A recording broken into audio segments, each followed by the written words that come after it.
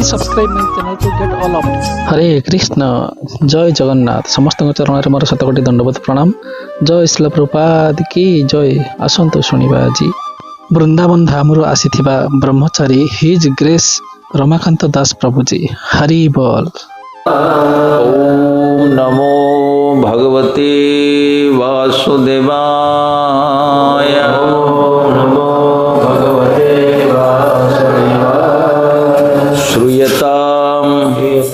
श्रूयतां नित्यं गीयतां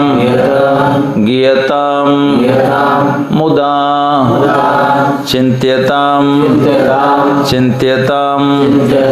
नित्यं चैतन्य चरितामृतं। श्रूयतां नित्यं गीयतां मुदा चिन्त्यतां नित्यं चैतन्य चरितामृतं। श्रूयतां सुनते रहो, श्रूयतां सुनते रहो। नित्यं प्रतिदिन चिंत्यताम चिंतन करते रहो, चिंत्यताम चिंतन करते रहो। नित्यम प्रतिदिन श्रूयताम नित्यम नहीं, श्रूयताम नित्यम गीयताम, सॉरी मैं चिंतिताम पहले कह दिया। गीयताम नित्यम प्रतिदिन गान करते रहो। किसका? श्री चैतन्य चरितामृतम, श्री चैतन्य चरितामृत का। कविराज गोस्वामी ने हम सब के लिए एक अनमोल ग्रंथ दिया है। एक नहीं, गोविंद लीलामृत भी उन्होंने लिखा। तो हम सभी वैष्णवों के लिए चैतन्य चरितामृत एक महान ग्रंथ है। श्रीमद् भागवत में जो कथानक हैं उसको समझना बहुत ही कठिन है। चैतन्य चरितामृत अध्याय 22 मध्य लीला के अंतर्गत लिखा हुआ है।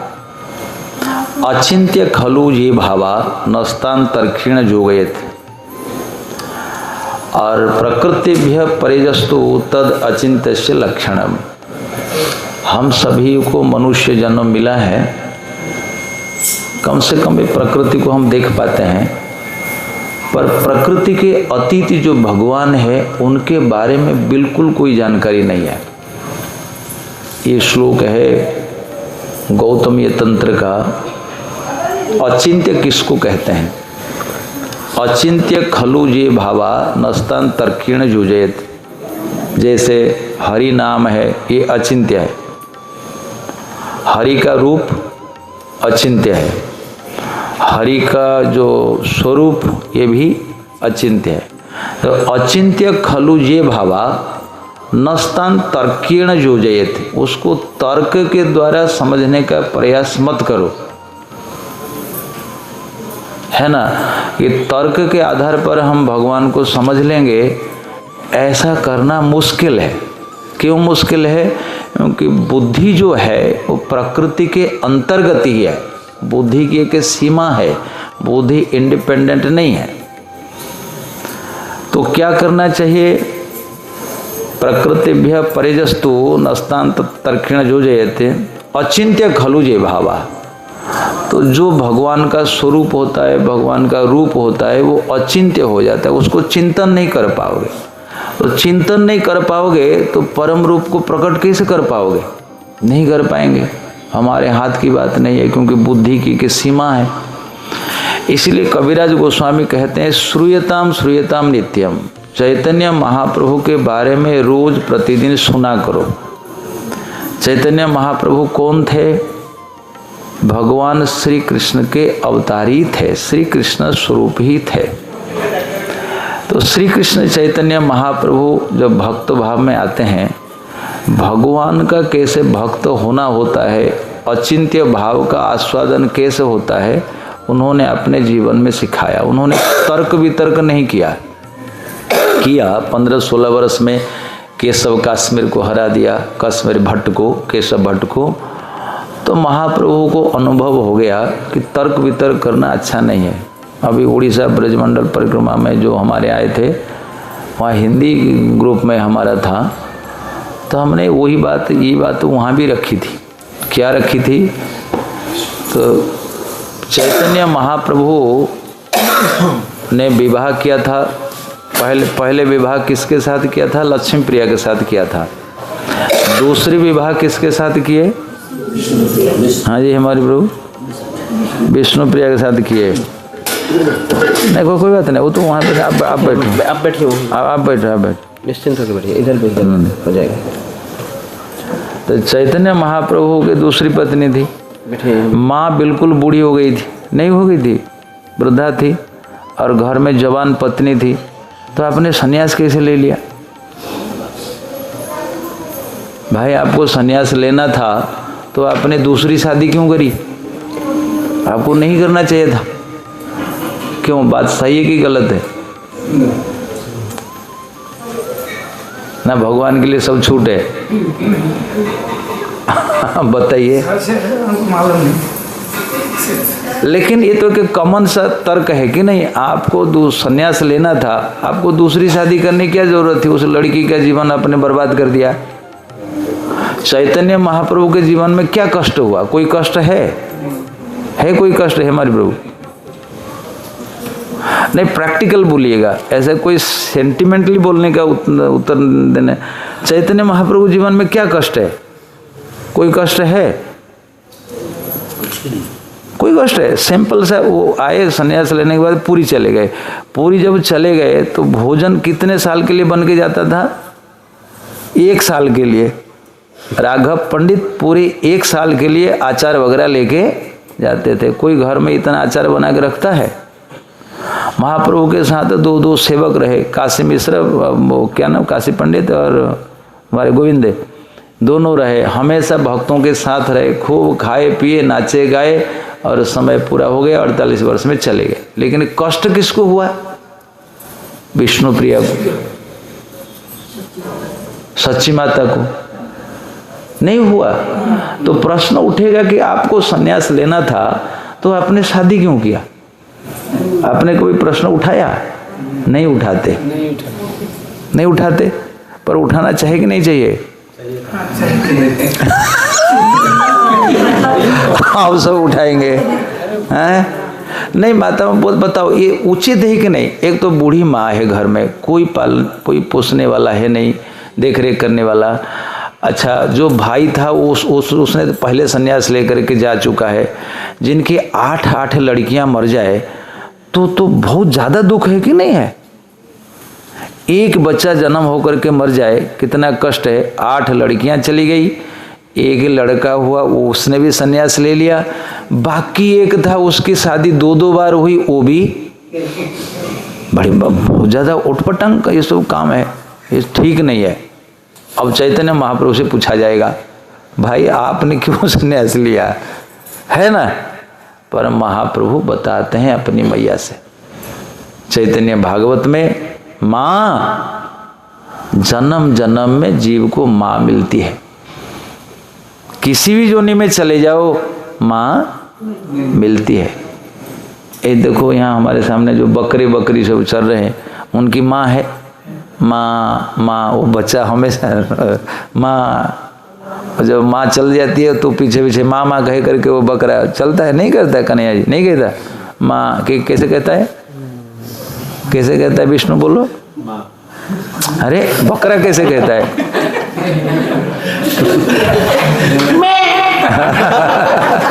डबल कहना पड़ेगा, है ना? मैं कहता है माँ माँ माँ माँ माँ माँ माँ कह करके भागता है। तो मैं कहता है, तो चाहे शेर का बच्चा हो, चाहे टाइगर का हो, चाहे किसी का भी हो, सब। महाप्रभु ने कहा माँ, हर एक के जीवन में बच्चे को माँ मिलती है और माँ को बच्चा भी मिलता है, ऐसी कोई बात नहीं। और माँ, हर एक के जीवन में व्यक्ति को पत्नी भी मिलती है और पत्नी को पति भी मिलता है। अनेक जन्म बिता करके आए, पर माँ, ये मनुष्य जीवन जो है ये द्वार के समान है। दूसरी जोनी में आपको दिखता नहीं है, दूसरी जोनी में आंखें तो हैं लेकिन उन आंखों में ताकत बहुत कम है। इसलिए पशुओं को कहते हैं घ्राण दृष्टि। क्या कहते हैं? घ्राण दृष्टि। पशु आंखों से काम नहीं लेते, पशु नाक से काम लेते हैं। कुत्ता देख करके मालिक नहीं समझता, समझता है वो 2% 5%, लेकिन सूंघ करके 100%।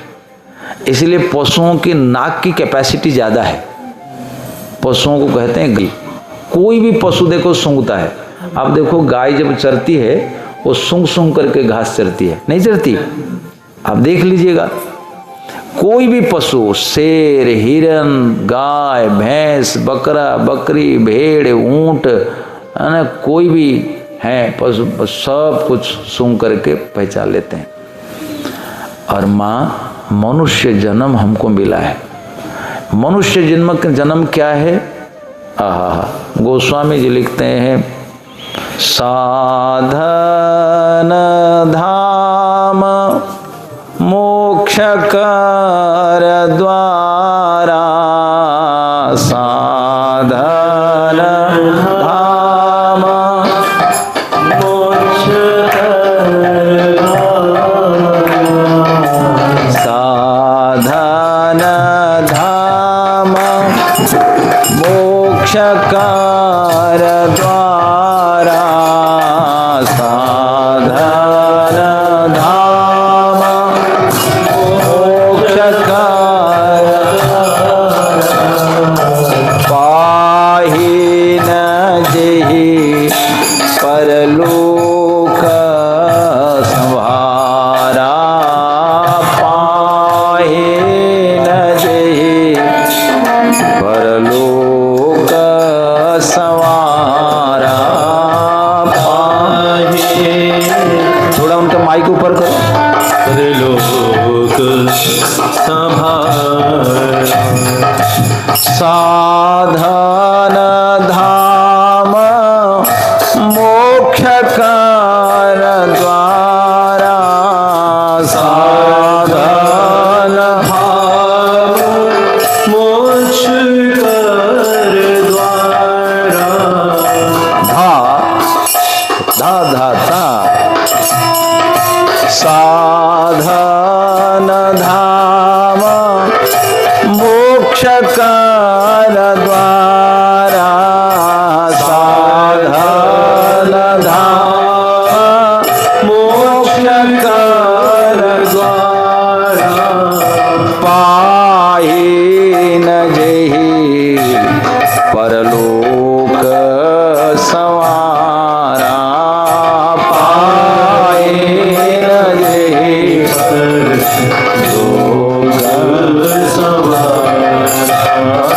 पाहि न जेहि परलोक संवारा, पाहि न जेहि परलोक संवारा। अब बजा लिया आपने, धा तीन तीन धा धा। चैतन्य महाप्रभु कहते हैं साधन धाम। माँ, ये जो मनुष्य शरीर है ये साधन धाम, माने साधन के लिए साधन है। क्या है? साधन के लिए साधन है। जैसे साधन के लिए साधन समझ पाते हैं? नहीं समझ पा रहे हैं। जैसे हमको यहाँ से भद्रक जाना है, भद्रक जाना है, यहाँ से 100 किलोमीटर रास्ता जाने के लिए हमारे पास 3 साधन है। क्या क्या साधन है? हवा तो नहीं है, फ्लाइट थोड़ी चलती है। हमारे पास कार का मार्ग है, 4 व्हीलर का, हमारे पास पैर का मार्ग है, और हमारे पास ट्रेन का मार्ग है। ऑन रोड, ऑन रेल, यही तो है। तो रोड में हम पैरों से चलेंगे, गाड़ी से चलेंगे, ट्रेन से चलेंगे। माँ, ये तो साधन है ही है। लेकिन मनुष्य योनि में हम भगवत धाम जाने के लिए ये शरीर जो मिला है, इसी से हम भगवत धाम जा सकते हैं। जैसे भद्रक जाने के लिए हवाई मार्ग नहीं है, जल मार्ग नहीं है, आप जल के मार्ग से भद्रक नहीं जा सकते, ऑन रोड आपको जाना पड़ेगा। उसी प्रकार भगवान को पाने के लिए किसी योनि में आप नहीं जा सकते। कुत्ता, बिल्ली, आपको तरह तरह के बिच्छू, नेवला, हिंसक जानवर, इन योनियों में आपको भगवत धाम जाने के लिए कोई उपाय नहीं है। क्यों उपाय नहीं है? एक तो आपके आंखों में शक्ति कम है, आपके कान में शक्ति कम है, और आपका जो माइंड दिया गया, भगवान ने जो दिया, उसमें समझ भी बड़ी कम है। आपको कुछ समझ नहीं आता, बहुत कम समझ आता है। अगर समझ आता बंदर को आप रोटी दे दीजिए, बंदर खा जाता है, लेकिन दूसरे दिन आप रोटी ना दो आपको काट लेता है। तो उनका जो मस्तिष्क है वो, उसको भगवान ने कम डेवलप करके रखा है, केवल एक एक साइड थोड़ा थोड़ा घोला है। लेकिन ह्यूमन ब्रेन को भगवान ने उस लेवल में ले लिया जिस लेवल में व्यक्ति भगवान को समझने की सामर्थ्य रखता है। इसलिए महाप्रभु कहते हैं, माँ, जन्म जन्म में व्यक्ति को माँ मिलती है, बच्चे भी मिलते हैं, लेकिन कृष्ण नहीं मिलते माँ। तो क्या तू चाहती है कि तेरा पुत्र होकर के मैं जन्म मरण के चक्कर में ऐसा ही पीसता रहूं? जन्म मरण का चक्कर तो सब जानते हैं। कबीर साहब ने बनारस में इस बात को देखी। चलती चक्के देख कर दिया कबीरा रोए, दो पाटन के बीच में साबत बचाना कोई। दो पाट, जन्म मरण के बीच में, इस पाट कहते हैं, पाट माने लेपरथ, तो इसके बीच में सब पिस जाते हैं। जो भी जन्म लेता है ना, तो उनके साथ साथ माँ दुख शुरू हो जाता है। तो सच्ची माता चैतन्य महाप्रभु का वार्तालाप एकांत में होता है। माँ, कोई भी जीव संसार में आता है, उनको तरह तरह के कष्टों का सामना करना ही होता है, और तुम आज्ञा दोगी तो इस जीवन को कृष्ण को हम समर्पित कर देंगे।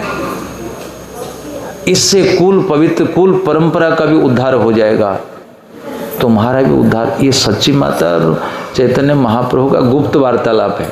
विष्णु प्रिया को पता नहीं, विष्णु प्रिया से केवल परमिशन लेकर के महाप्रभु चले गए। तो क्यों चले गए? इतने बड़े बुद्धिमान और सबसे ज्यादा तार्किक व्यक्ति थे गौरांग मिश्रा। कौन थे? कौन है गौरांग मिश्र? गौरांग मिश्र कौन है? हाँ,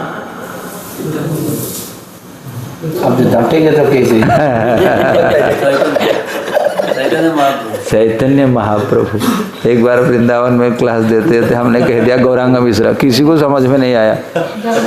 हाँ, जगन्नाथ मिश्र के बेटे गौरांग मिश्रा, उनका नाम था गौरांग मिश्रा। वैसे लोग इनको बोलचाल में निमाई पंडित कहने लगे, ये कहने लगे, उन्हें उधर कहने लगे, और कृष्ण चैतन्य नाम तो बाद में हुआ, लेकिन गौरांग मिश्र के नाम से प्रसिद्ध है। तो उन्होंने अपने माँ को समझाया कि माँ, एक जीवन तो कृष्ण को देने के लिए दे दो। तो माँ उनको परमिशन देती है, जाओ जाओ सन्यास ले लो। क्योंकि सन्यास का अर्थ होता है सारे कामों से छुट्टी लेकर भगवान का भजन करना। किसी काम में आप पक्का होना चाहते हो ना, तो आपको छुट्टी लेनी पड़ती है। आपको बच्चे को पढ़ाना है ना, उसको सन्यास देना पड़ता है। इन बातों को आपको समझ में नहीं आता, लेकिन अभी हम समझा देंगे, आप समझ जाओगे। एक बच्चे को आपको सन्यास, बच्चा आपसे सन्यास लेता है? नहीं लेता। जैसे हमारे यहाँ के मुझे मिले थे बारीपदा में, जिनकी गाड़ी में हम आना जाना करते थे, जो बैंक में मैनेजर है, उनका बेटा गुरुकुल में पढ़ता है। हाँ, तो 6-7 साल तक तो सन्यास लिया ना। हाँ, बेटा था। वो तो दूसरे जो है, उनका बेटा भी गुरुकुल में पढ़ रहा है, तो 7 साल के लिए तो सन्यास लिया ना उसने? नहीं लिया। घर परिवार के साथ कोई संबंध नहीं है, आएगा तो थोड़ा बहुत बस फेस्टिवल में आता है, चला जाता है।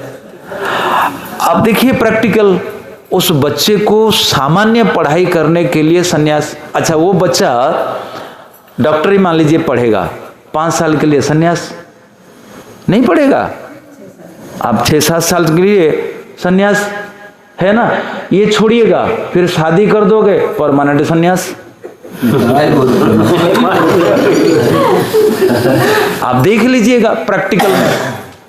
तो महाप्रभु समझाते हैं, माँ बच्चा कितना दिन रहता है, मोह के कारण हम बच्चे बच्चे बच्चे बच्चे करते हैं, लेकिन पूरा जीवन में अगर कोई काम को परफेक्ट करना चाहते हो तो उसमें पूरी शक्ति को आपको झोंकनी पड़ती है, पढ़ाई में हो चाहे किसी में हो।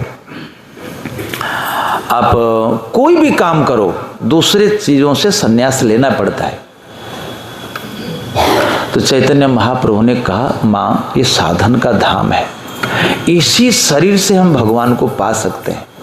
तो माँ को समझा देते हैं, वो तो कोई सामान्य माँ नहीं थी, वो तो साक्षात भगवान की नित्य माँ है। तो माँ समझ जाती है, पुत्र को संन्यास लेने के लिए परमिशन देती है। ऐसा नहीं कि बिना परमिशन महाप्रभु चले गए, परमिशन लेते हैं, विष्णु प्रिया से भी लेते हैं। तो संन्यास लेके, क्यों संन्यास लिए, यही कथा हम सुना रहे हैं कि साधन धाम मोक्ष कर द्वारा। पशु पक्षी की योनि में मोक्ष क्या है उनको पता नहीं चलता। मोक्ष कर द्वार, जैसे ये कोठरी है, एक हॉल है, इससे बाहर निकलने के लिए 3 दरवाजे हैं। आप 3 के अतिरिक्त और कहीं आप जा नहीं सकते, है ना।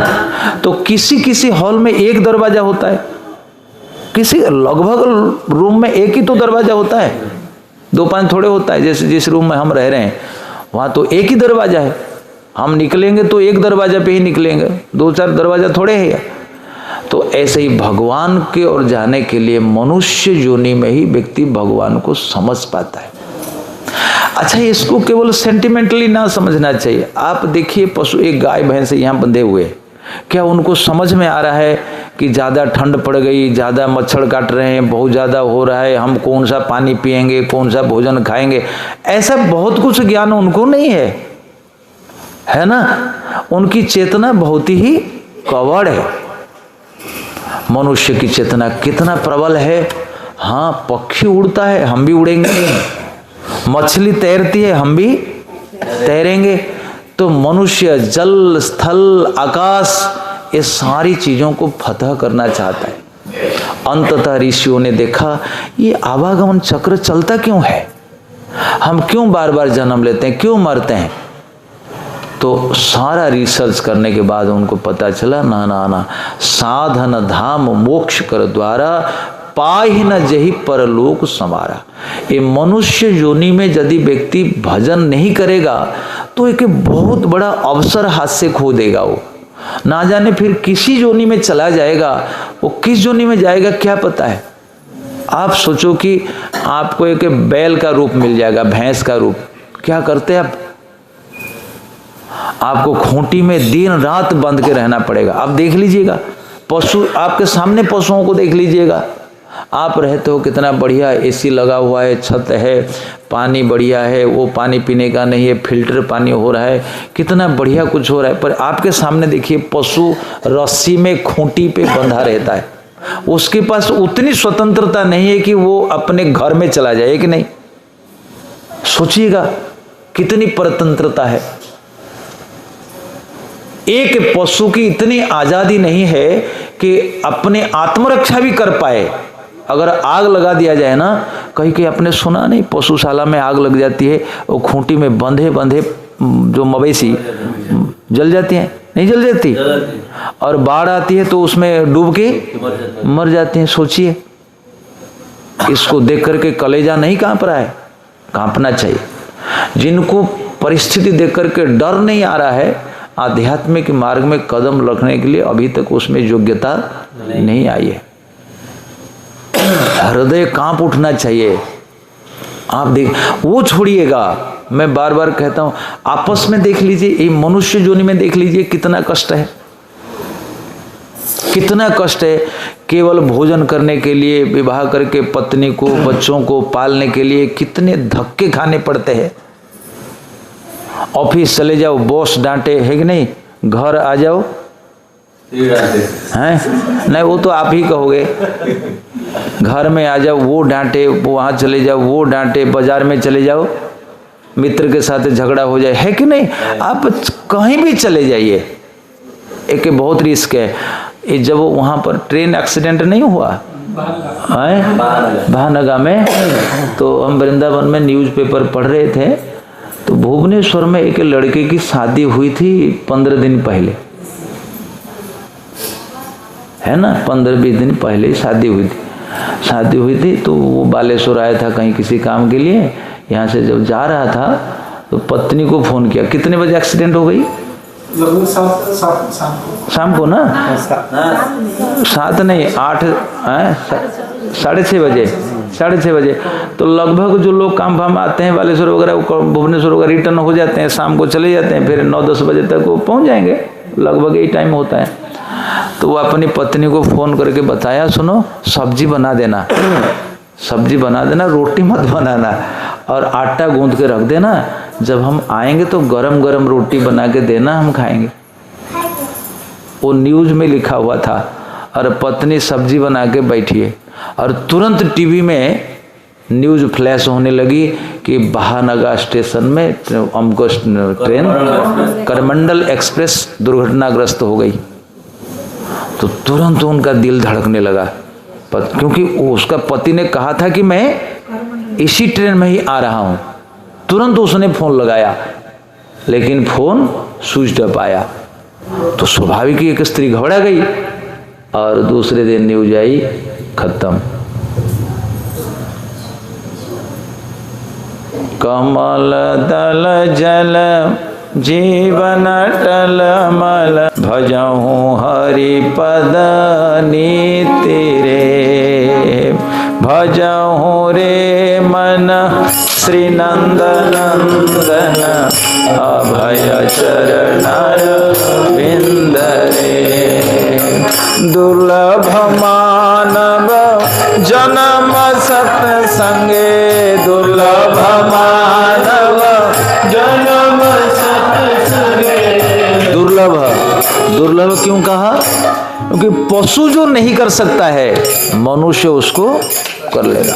दुर्लभ मानव जन्म सत्संगे, दुर्लभ मानव जन्म सत्संगे, तरह होए भव सिंधु रे, तरह होए भव सिंधु रे, भजहूँ रे मन श्री नंदन नंदन, भजहूँ रे मन श्री नंदन नंदन, अभय चरणर बिंद रे, भजहूँ रे मन श्री नंदन नंदन, भजहूँ रे मन श्री नंदन नंदन, अभय चरणर बिंद रे, अभय चरणर बिंद रे। दुर्लभ जन्म है, इसलिए चैतन्य महाप्रभु ने दूसरी शादी करके भी संन्यास लिया, यही दिखाने के लिए कि संसार में हाँ मेरा कर्तव्य है माँ का उद्धार करना, पत्नी का पालन करना, लेकिन सबसे पहला कर्तव्य यह है कि जिस समय तुम्हारा ज्ञान हुआ भगवत प्राप्ति के लिए, उस समय चाहे संसार में कितना भी कर्तव्य क्यों ना हो, उस कर्तव्य को व्यक्ति छोड़ सकता है। यही सिखाया, क्योंकि ये अवसर तो है फिर ना मिलेगो, सिर धोने धोने पछताएगो, सिर धोने धोने पछताएगो, ये अवसर फिर नहीं मिलेगा। साधन धाम मोक्ष कर द्वारा, पाहि न जेहि परलोक संवारा, सो परत्र दुख पावहि, सिर धोनि धोनि पछताहि, काल ही कर्म ही ईश्वर ही, मिथ्या दोष लगाही। भगवान राम कहते हैं ये केवल झूठा आरोप इंसान लगाता है, मेरे को तो समय ने भजन करने नहीं दिया, महाराज हमको तो टाइम ही नहीं मिलता, बिल्कुल झूठा आरोप ही है। महाराज मेरी पत्नी तो हमको भजन करने नहीं दिया, बिल्कुल झूठ बात है। काल ही, कर्म ही, ईश्वर ही। महाराज मेरा भाग्य तो हमको भजन करने नहीं दिया, बिल्कुल झूठ बात है। भाग्य क्या? भजन के लिए भाग्य की जरूरत नहीं। देखो तुम्हारे शरीर के लिए, भोग के लिए भाग्य की जरूरी है। तुमको कितना भोग मिलेगा, तुमको कौन सी पत्नी मिलेगी, तुम्हारा कौन सा बच्चा होगा, तुमको कितना सम्मान मिलेगा, तुम्हारे जीवन में कितना धन मिलेगा, ये सब तुम्हारा भाग्य के द्वारा निर्णित है। लेकिन ईश्वर प्राप्ति भाग्य नहीं है। ईश्वर प्राप्ति साधु कृपा और तुम्हारा परिश्रम का फल है। उसके लिए तुमको ये नहीं कहना पड़ेगा हमारे भाग्य में नहीं था, नहीं हुआ, ये नहीं हुआ, ना ना ना ना ना। इसलिए इस रहस्य को समझना पड़ेगा। चैतन्य महाप्रभु ने विवाह करके क्यों लिया संन्यास? क्योंकि जो ईश्वर होता है वो सिखाता है कि दुनिया में लोग कहेंगे, आप प्रश्न नहीं उठाया तो दूसरी बात है, लेकिन तार्किक लोग प्रश्न उठाएंगे, तुमने दो शादी करके संन्यास क्यों लिया चैतन्य निमाई? तो निमाई पंडित कहता है कि दुनिया में जितने कर्तव्य है सबसे महान कर्तव्य है भगवान का भजन करना। भगवान का भजन नहीं, अपने अपना उद्धार करना। गीता में भगवान ने कहा उद्धरेत आत्मनात्मानम। अर्जुन, इस मनुष्य तन में व्यक्ति को चाहिए कि अपना उद्धार कर ले। जो व्यक्ति उद्धार नहीं करता वो मनुष्य, उनको फिर मनुष्य योनि नहीं मिलेगी। सोचो कि कितना बड़ा घाटा, कितना बड़ा नुकसान हो जाएगा हमारा। जैसे कोई पिताजी हमको 1 लाख रुपया दे रहा है कि बेटा इसको ले ले और इसको थोड़ा बिजनेस में डाल दे, अगर मैं देखूंगा तुम्हारा ठीक ठाक चला, हम तुमको 10 लाख रुपया देंगे। तो जो बच्चा उस 1 लाख रुपया ला करके फीस्ट करके खा ले तो दुर्भाग्य है कि नहीं उसका? क्योंकि उसको 10 लाख रुपया नहीं मिलेंगे, उसको 10 लाख रुपया नहीं मिलेंगे। अच्छा ये समझ गए, इसलिए इनको कृपा मिलती है।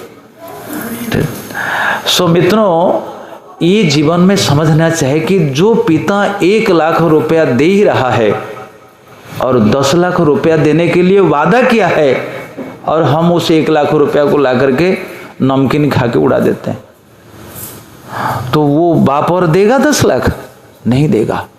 ऐसे ही ईश्वर ने हमको मनुष्य तन दिया और मनुष्य तन दे करके कहा सुनो, दिव्य शरीर तुम्हारा इंतजार कर रहा है, 10 लाख रुपया। ये मनुष्य शरीर 1 लाख रुपया का है और दिव्य शरीर माने चिन्मय शरीर वो 10 लाख रुपया का है। कि तुमको पहले हम 1 लाख देते हैं, तुम क्या इस्तेमाल करते हो करके दिखाओ। अगर ठीक से इस्तेमाल कर दोगे हम तुमको दिव्य शरीर दे देंगे। और यही होता है, मीराबाई को दिव्य शरीर मिला। मीरा मरी किसको पता है? कोई नहीं देखा। नरोत्तम दास ठाकुर मर गए क्या? पद्मा नदी में शरीर को ऐसे घिसते घिसते विलीन हो गए। देवहूति माँ कभी मरी है क्या? वो सिद्धिदा नदी होकर के बह गई। कपिल भगवान मरे हैं क्या? इसको कहते हैं अमरत्व की प्राप्ति है। तो चैतन्य महाप्रभु कहते हैं माँ तू बता, मुझे तू अमर करना चाहती है या एक पत्नी के स्नेह के डोरी में बंधवा करके हमको बारंबार जन्म मृत्यु के चक्कर में डालना चाहती है? बोलो कौन माँ राजी होगी? सच्ची माता ने कहा बेटा मैंने देख लिया, मेरे सामने सामने मेरी 8 बेटियां गुजर चुकी है। बेटा मैं मरण से त्रस्त हो चुकी हूं, मैं भयभीत हो चुकी हूं मृत्यु से। 8 बेटियां हमारी चली गई। तेरे पिताजी मेरे सामने चले गए, तेरा भाई वो भी चला गया। मैं नहीं चाहती तुमको मृत्यु देखना, भजन करो। तो सच्ची माता उनको परमिशन देती है। साधन धाम मोक्ष कर द्वारा, पाहि न जही परलोक समारा। तुमको दिया गया मनुष्य शरीर और इसी शरीर में बड़ा सुंदर उपाय है, भजन करके व्यक्ति अपनी प्रगति कर सकता है। भगवान कहते हैं कोई भी किसी भी व्यक्ति को चाहिए वो अपना डिग्रेड ना करे, अपने आप को नीचे ना गिराए, ऊपर उठाए। कोई भी बाप अपने बच्चे को नीचे गिरता हुआ नहीं देखना चाहेगा। देखना चाहेगा? कोई नहीं चाहेगा। पिताजी चाहेगा कि हमारा बच्चा धीरे धीरे ऊपर उठे। तो हमारे प्रभु कैसे हैं? हमारे प्रभु सच्चिदानंद विग्रह है। वो चाहते हैं कि मेरा बच्चा मेरे धाम ही वापस आए। तो आगे आएगा कैसे? 84 में फंसा हुआ है। अनेक जोनी, नाना जोनी भ्रमी फिरे। भक्ति विनोद ठाकुर कहते हैं वो कचड़ा खाता हुआ नाना जोनी में जाता है। सुअर जोनी भी अच्छी लगती है, जो डेली वो ड्रेन में मल खाता है। कुत्ता भी देखो हम तो मनुष्य है, हम अपने लिए हॉस्पिटल बनाते हैं। हमको रोग हो जाता है, हॉस्पिटल लेते हैं तो हमारा इलाज होता है। पशुओं का क्या होता है? देखो जंगल में जो पशु रहते हैं, कहाँ हॉस्पिटल है? ऐसे ही तड़प तड़प करके मर जाते हैं, बिना खाए पिए मर जाते हैं। क्या आपको लगता है शेर बनकर राजा है और उनके लिए कोई लेके मेथी का परोठा परोस रहा है? हाँ जी, हाँ जी महाराज, आप तो पशुराज हो, आपके लिए मेथी का पराठे खाइए ना। नाम से ही जंगल का राजा, लेकिन 10-10 दिन भूखा रहता है। नहीं रहता है। कितना कष्ट है। पानी पीने के लिए गर्मी में तड़प जाते हैं। कहाँ पानी है? नदी सूख जाती है। कहीं जंगलों में कोई सरोवर होता है, वो भी सूख जाता है। कहाँ पानी पीने के लिए मिलता है? आप देख लीजिए ना, मनुष्य जोनि को छोड़ करके बाकी सारी जोनियों में अपार कष्ट है, अपार कष्ट है। मछली शरीर, मछली में दुश्मनी क्या है? एक मछली दूसरी मछली को खा जाती है, अपने में दुश्मनी है। और जो लोगों में ईर्ष्या ज्यादा है ना, वो मछली शरीर से आए हैं। एक दूसरे की जो टांग खींचते हैं, वो मछली शरीर से आए। क्योंकि पीछे का जो गुण धर्म है वो उस जन्म में भी रहता है। सुमित्रों, ये मनुष्य योनि में देखिए, हम लोग अपने लिए हॉस्पिटल बना लिए। कोई प्रॉब्लम हुई, अपने लिए समाज बनाया। हाँ, ये हमारी बहना है, ये हमारी माँ है, ये हमारी फूफा है, ये हमारी बुआजी है, ये हमारी पत्नी है, ये हमारी ननद है। एक समाज है, एक दूसरे की सेवा करते हैं, दुख देते हैं। ये सब किस लिए है? भगवान के भजन करने के लिए हायर फैसिलिटी है, नहीं तो कहीं कुछ नहीं मिलने वाला है। इसलिए चैतन्य महाप्रभु ने सन्यास मांगा, सची माता ने दे दिया। और चैतन्य महाप्रभु सन्यास लेने के बाद अपने भक्तों को सिखाया। उनके 2 टाइप के भक्त होते थे, एक ब्रह्मचारी और एक गृहस्थ। महाप्रभु के जो गृहस्थ भक्त थे वो लगभग ब्रह्मचारी से भी अच्छा थे। कैसे थे अच्छा? 6 महीना तो महाप्रभु के साथ बिताते थे, नहीं बिताते थे?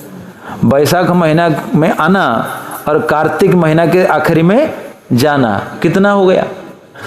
बैसाख, जेठ, आषाढ़, सावन, भादो, कुंवार, कार्तिक, 7 महीना। और 5 महीना जाएंगे बंगाल, थोड़ा कुछ मेहनत करके फिर आने के लिए तैयारी करेंगे। 21 वर्षों तक चला ये सिलसिला।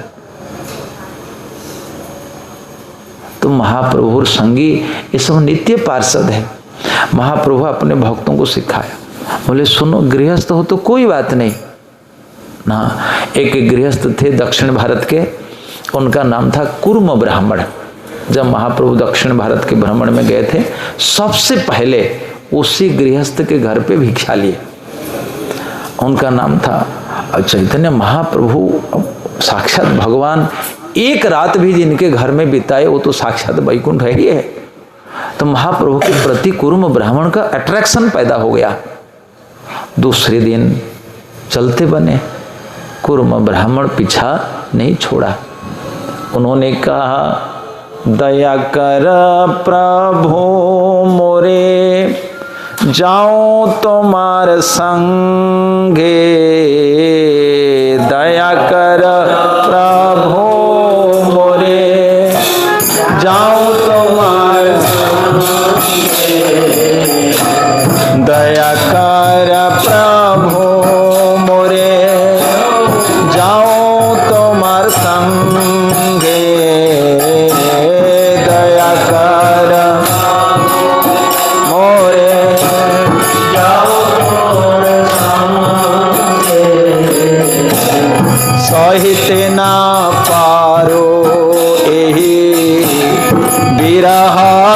तरंगे सहित ना पारो एहि विरह तरंगे।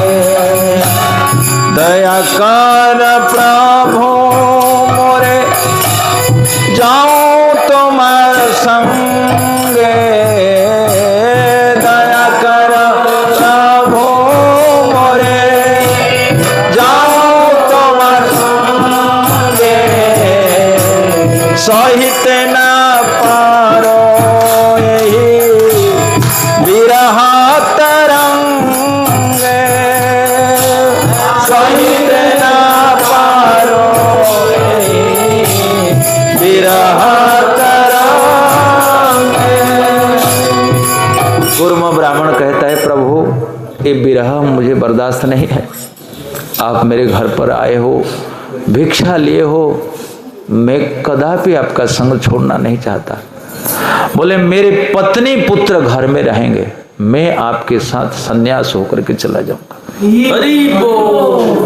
महाप्रभु एक दिन भी रहे और कुर्म ब्राह्मण के मन में इतना वैराग्य आया।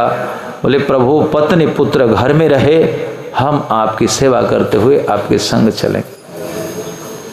पर महाप्रभु ऐसे नहीं है। महाप्रभु ने कहा ना ना, प्रभु कहे ऐसी बात मुखे ना कही बात।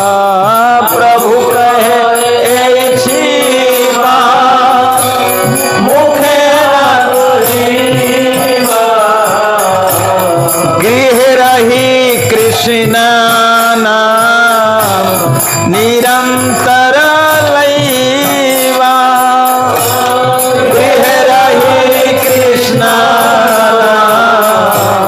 निरंतर लैवा। महाप्रभु ने कहा तुम गृहस्थ हो, ऐसी बात तो मुंह में कभी नहीं लाना चाहिए। हर एक के पति को चाहिए कि पत्नी के सामने ऐसी बात ना करे। कई सारे ऐसे लोग होते हैं, हम तो सन्यास लेके चले जाएंगे। अच्छा माताएं याद रखो, जो कहता है कि हम सन्यास लेके चले जाएंगे कभी नहीं लेता है। वापस आ गया।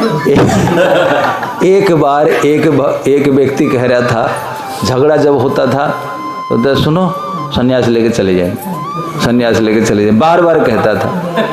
तो एक दिन उसके भाई आया, उस लड़की का भाई आया, बोला सुनो तुम्हारे जीजा जी रोज कहते हैं सन्यास ले जाएंगे। बोले बहन बिल्कुल तुम चिंता ना करो, वो कभी सन्यास नहीं लेगा, कभी नहीं लेगा।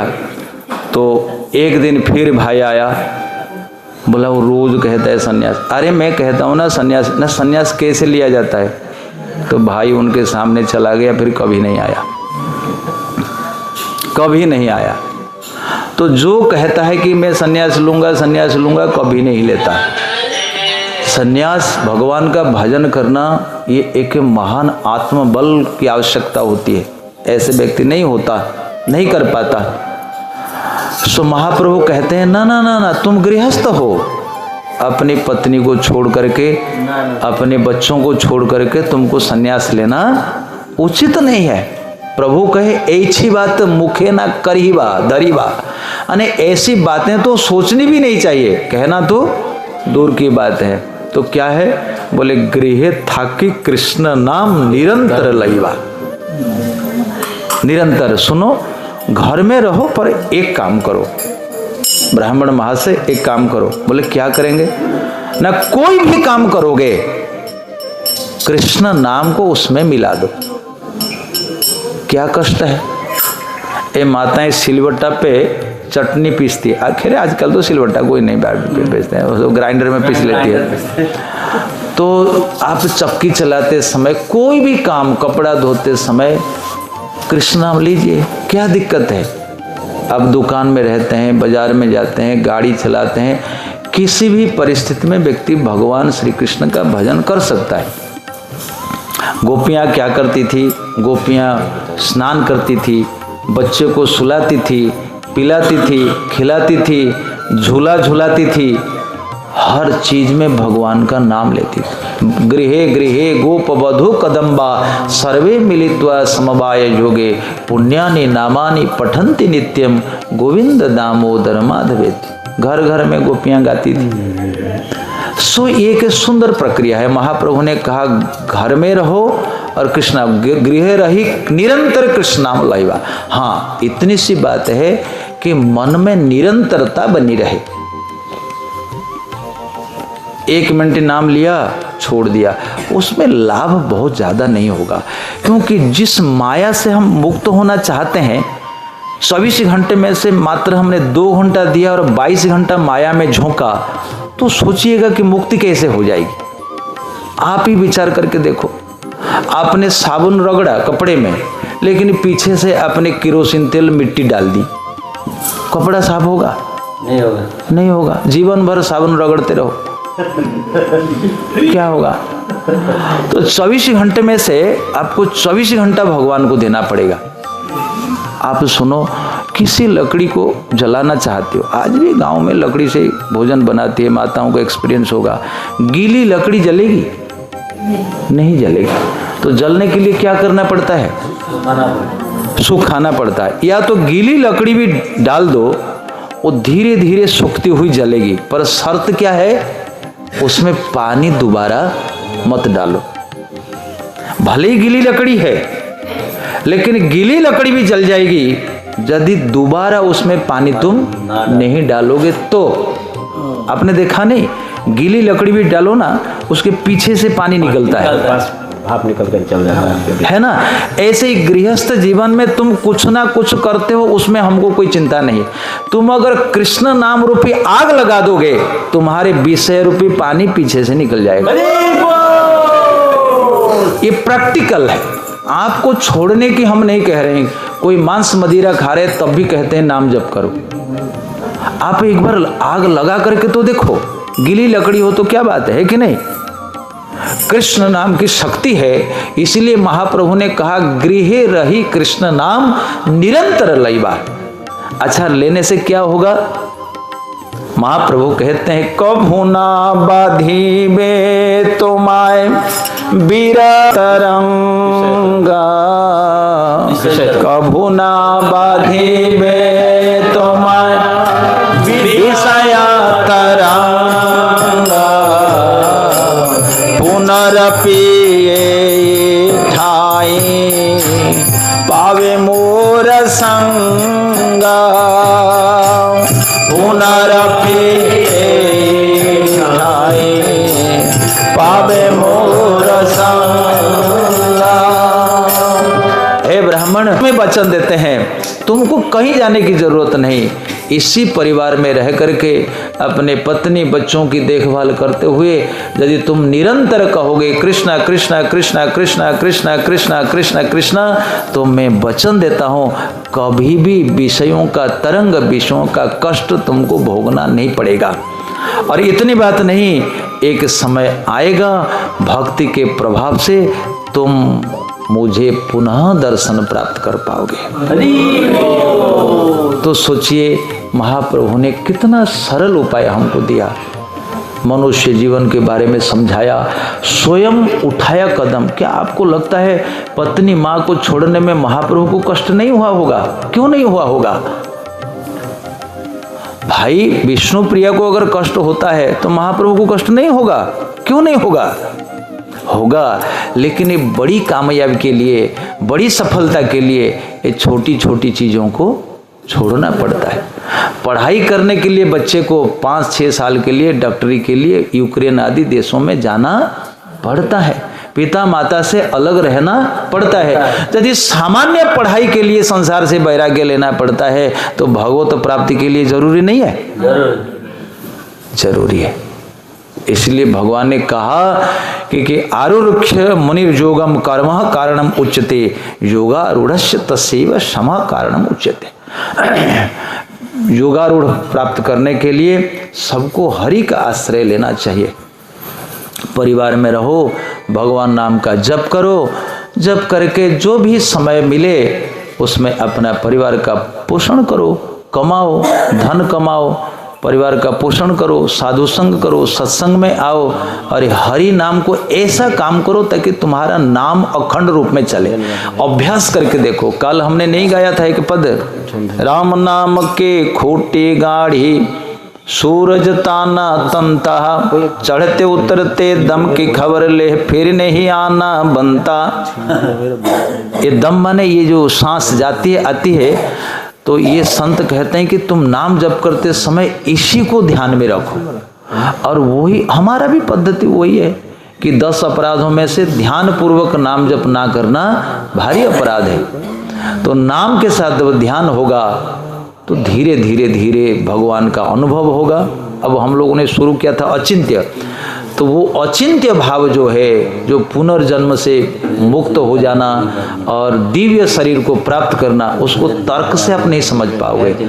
जितना जितना हम भजन करेंगे धीरे धीरे दिव्य आध्यात्मिक तत्व हमारे सामने प्रकट हो जाएगा और भगवत प्राप्त करके, भगवत भजन का सुख प्राप्त करके हम कृत्य कृत्य हो जाएंगे। हरे कृष्णा।